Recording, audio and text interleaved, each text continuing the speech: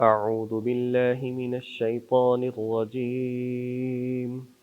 بسم الله الرحمن الرحيم. بديع السماوات والأرض أنى يكون له ولد ولم تكن له صاحبة وخلق كل شيء وهو بكل شيء عليم. صدق الله العظيم. بدیع السماوات والارض، وہی تو آسمانوں اور زمین کا بنانے والا ہے، موجد ہے، ایجاد کرنے والا ہے۔ بدیع کہا جاتا ہے بغیر نمونے کے بنانے والا۔ وہی اللہ تو ہے جو آسمان و زمین کو بغیر نمونے کے بنانے والا ہے۔ انا یکون لہ ولد، اس کا کوئی بیٹا کہاں سے ہو سکتا ہے؟ ولم تکن لہ صاحبہ، جبکہ اس کی تو کوئی بیوی ہی نہیں۔ وخلق کل شیء، اور اسی نے ہر چیز کو پیدا کیا ہے۔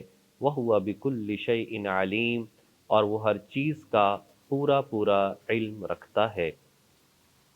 اللہ تبارک و تعالیٰ کی وحدانیت، اللہ تعالیٰ کی قدرت، اس کا تذکرہ چل رہا ہے، اور پچھلی آیت کریمہ کے اندر بیان کیا کہ وہ لوگ جو مشرکین ہیں وہ جنات کو اللہ تعالیٰ کی قدرت میں، اللہ تعالیٰ کی وحدانیت میں شریک قرار دیتے ہیں کہ انہوں نے بری چیزوں کو پیدا کیا ہے۔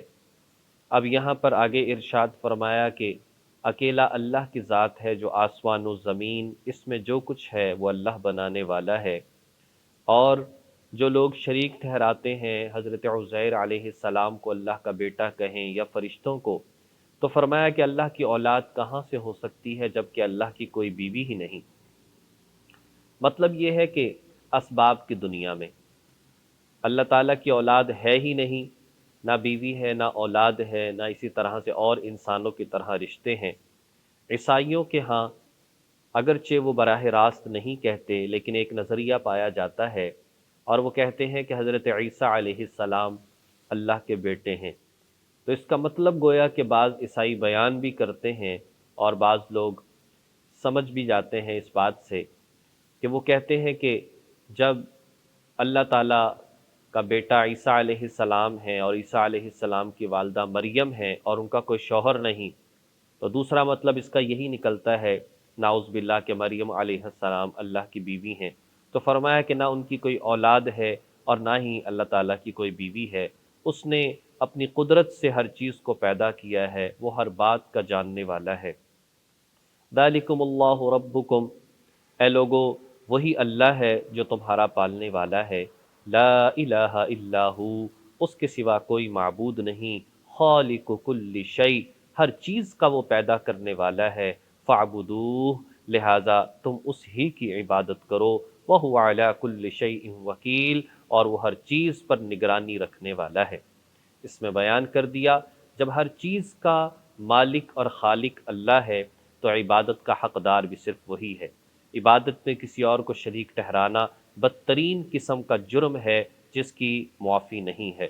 لا تدرکہ الابصار، نگاہیں اس کو نہیں پا سکتی، نگاہیں بصارت اس کو نہیں پا سکتی۔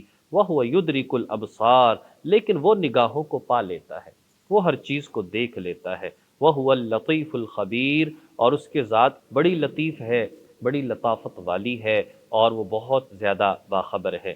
بیان کیا کہ اللہ تعالیٰ کی ذات ایسی ہے اسے تم اپنی آنکھوں سے دیکھ نہیں سکتے اس دنیا میں، لیکن وہ اللہ کی ذات اس دنیا کی ایک ایک چیز کو دیکھنے والی ہے۔ جیسا کہ حدیث مبارکہ میں آتا ہے کہ اللہ تعالیٰ کی ذات ایسی ہے جو کہ اندھیری رات میں، رات کے اندھیرے میں سیاہ پہاڑ پر سیاہ چیونٹی جو ہے اس کو دیکھنے والا بھی ہے، اس کے دل میں جو خیال پیدا ہوتا ہے اللہ اسے بھی جاننے والا ہے۔ لیکن وہ لطیف اتنا ہے کہ وہ نظر نہیں آتا، لیکن باخبر اتنا ہے کہ ہر بات کا جاننے والا ہے۔ قریب اتنا کہ وَنَحْنُ أَقْرَبُ إِلَيْهِ مِنْ حَبْلِ الْوَرِيدِ، ہر انسان کی شہرگ سے زیادہ قریب ہے، لیکن وہ اس دنیا میں نظر نہیں آتا، ہر ایک کے پاس ہے۔ اور سورۃ الکہف میں آتا ہے کہ جب تم دو ہوتے ہو تو تیسرا اللہ ہوتا ہے، جب تم تین ہوتے ہو تو چوتھا اللہ ہوتا ہے۔ گویا کہ اللہ کی ذات ہر جگہ پر موجود ہے۔ کچھ باطل لوگوں نے یہ نظریہ اختیار کیا کہ اللہ تعالیٰ کا دیدار نہیں ہو سکتا، اس دنیا میں نہیں بلکہ جنت میں بھی نہیں ہو سکتا، آخرت میں بھی نہیں ہو سکتا۔ یہ بالکل قرآن و سنت کے خلاف بات ہے۔ بے شک اس دنیا میں دیدار نہیں ہو سکتا، لیکن آخرت میں اللہ تبارک و تعالیٰ کا دیدار ہو سکے گا، جیسا کہ قرآن پاک میں آتا ہے وجوہ یومئذ ناظرہ الی ربہا ناظرہ۔ اس قیامت کے دن کچھ چہرے ایسے ہوں گے جو بڑے چمکدار ہوں گے، اپنے رب کی طرف دیکھ رہے ہوں گے۔ اور نبی پاک صلی اللہ علیہ وسلم سے بھی سوال کیا تھا کیا ہم اللہ کو دیکھ سکیں گے؟ یہ تو بڑا رش اور بڑی بھیڑ ہوگی، تو ہم کیسے دیکھیں گے؟ تو حضور نے ارشاد فرمایا کیا 14ویں کا رات جب چمکتا ہے تو تم لائنیں لگا کر دیکھتے ہو؟ کہا جی کہ نہیں، ہم سب بآسانی دیکھ لیتے ہیں۔ کہا اللہ کا دیدار بھی بآسانی ہو سکے گا۔ تو بہرحال بالکل اللہ تبارک و تعالیٰ نے ہر بات کو خوب واضح کر دیا ہے۔ قد جاءکم بصائر من ربکم، اے پیغمبر صلی اللہ علیہ وسلم آپ گویا کہ ان لوگوں سے کہہ دیجئے قد جاءکم بصائر من ربکم، تمہارے پروردگار کی طرف سے اگر تمہارے پاس بصارت کا سامان پہنچ چکا ہے، فمن ابصر فلنفسی، چنانچہ اب جو شخص غور سے دیکھے گا، آنکھیں کھول کر اللہ کی قدرت کو دیکھے گا، نشانیوں کو دیکھے گا، فلنفسی، تو اس کا بھلا اور اس کا فائدہ اس کی ہی ذات کو ہوگا۔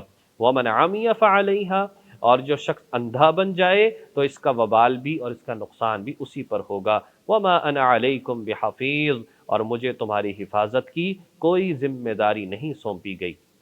یعنی ایسا نہیں ہے کون ایمان نہیں لایا، کیوں نہیں لایا، کون ہدایت پر نہیں آیا، کیوں نہیں آیا، اس بات کی ذمہ داری، اس کی پوچھ مجھ محمد سے نہیں ہے۔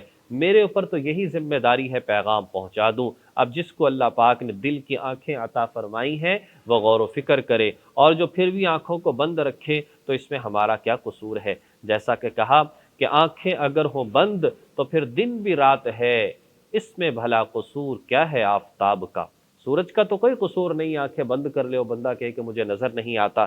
یہ تو باتیں بڑی کھول کھول کر بیان کر دی گئی ہیں۔ وَكَذَلِكَ نُصَرِّفُ الْآيَاتِ، اسی طرح ہم آیتیں کھول کھول کر بیان کرتے ہیں۔ وَلِيَقُولُوا دَرَسْتَ، اور یہ لوگ کیا کہتے ہیں؟ یہ کہتے ہیں کہ آپ نے کہیں سے پڑھا ہے، آپ نے کہیں سے ان ساری باتوں کو سیکھا ہے۔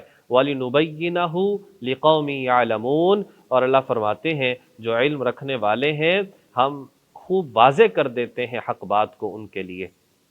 تو کہا کہ ایک طرف یہ انکار بھی کرتے ہیں کہ یہ قرآن سچا نہیں ہے، پھر یہ کہنے کی بھی جرت نہیں کہ یہ نبی نے خود بنا لیا، اس لیے کہ وہ نبی کو جانتے ہیں کہ یہ تو امی ہے، یہ تو کہیں دیکھ کر کسی بات کو پڑھ نہیں سکتا، کوئی پڑھانے والا آتا نہیں، ہم نے دیکھا نہیں، کسی کے پاس یہ پڑھنے کے لیے جاتا نہیں۔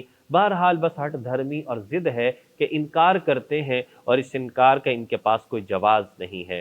بہرحال ساری جو آیات ہیں، ان آیات کے اندر اللہ تبارک و تعالیٰ کی قدرت، اللہ کی نشانیاں، اللہ تبارک و تعالیٰ کا ہر جگہ پر ہونا، اور اللہ تبارک و تعالیٰ کی وحدانیت، اس کو بیان کیا تاکہ مسلمان کا توکل مضبوط ہو، مسلمان اللہ کی ذات سے اپنے تعلق کو مضبوط کرے، اللہ کی ذات سے ہر وقت مانگے، مایوسی سے بچ جائے، اور خوب اللہ تعالیٰ کو راضی کرنے والے اعمال کرے تاکہ اس کی دنیا بھی اچھی ہو اور اس کی آخرت بھی اچھی ہو۔ اللہ جل شانہ توفیق عمل نصیب فرمائے۔ وآخر دعوانا ان الحمد للہ رب العالمین۔